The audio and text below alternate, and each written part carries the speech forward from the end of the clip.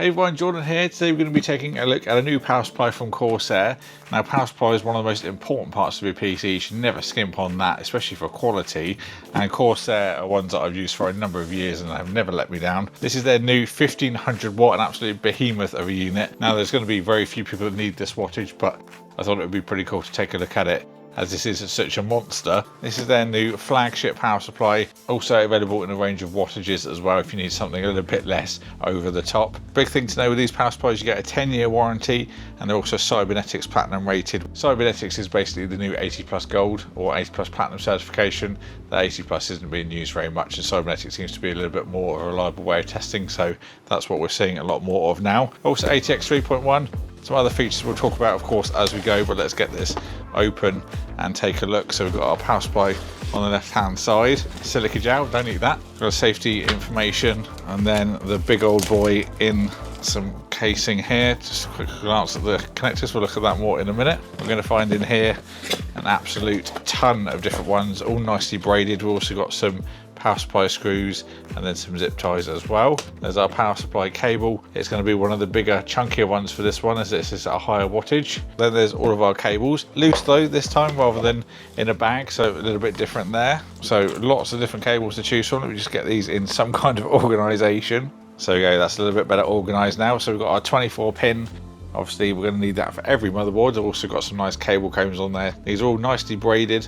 Give you a closer up look. Can't see any of the cables underneath. And it reminds me a lot of the Asus Tough Power Supplies. Got a very similar coating to that. We've got two EPS connectors. Both of these can break open as well. So if you've got an 8 plus or 4 motherboard, you're covered for both of them. We then got the 12 volt 2x6. Now you'll also notice that Corsair are using the 8 pins to connect to the power supply end. That's also grey as well, so you can see when it's fully inserted into the graphics card. You get 2 with this size power supply. If you need 2 5090s or something, maybe doing a lot of AI work, then you can power 2 there. We then got our PCI connectors. All of these are one side to the power supply to then 6 plus 2 on the end, and then you've got 5 cables, so you can do a maximum of 5 8 pins. So a little bit different from what we generally see. You might see a lot of the pigtail ones. We've got less of these this time because we have got 2 12 volt high power ones instead. For our accessory cables, we've got a couple of SATA. There's 2 cables, and then each of these have got 4 on, so you've got a total of 8 SATAs there. And then you've also got the same with Molex, so a total of 8 Molex.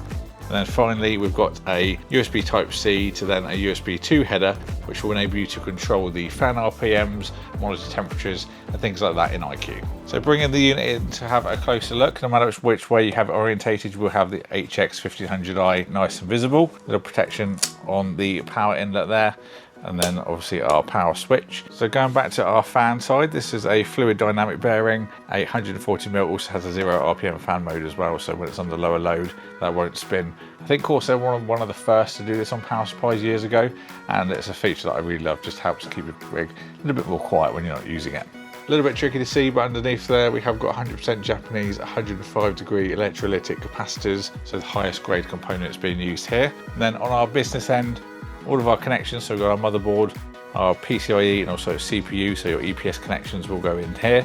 And your SATA and Molex, or PATA as they call it here, on the right hand side. And on the top left hand side is where we've got our USB Type-C for the monitoring for iCUE. There's the information on the rails. If you want to pause and have a little read on there, you can see that as well. But other little things to note, mean time between failure is 100,000 hours. I've used a Corsair unit for about 12 years non-stop, and it's been absolutely no problem at all. They've been really reliable for me. So plans for this, what we're going to be doing with it? Well, high wattage, you can have a little guess. We're going to be using some high-end stuff. This is going to be for some very high-end builds that we're going to do on the channel just for a bit of fun.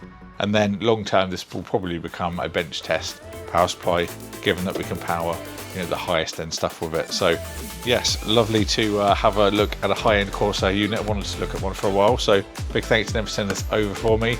Any questions, please leave them down in the comments box below. Of course, I'll leave the links in the description box if you want to pick one up. Thank you all for watching. Hope you've enjoyed it. I'll see you all in the next one.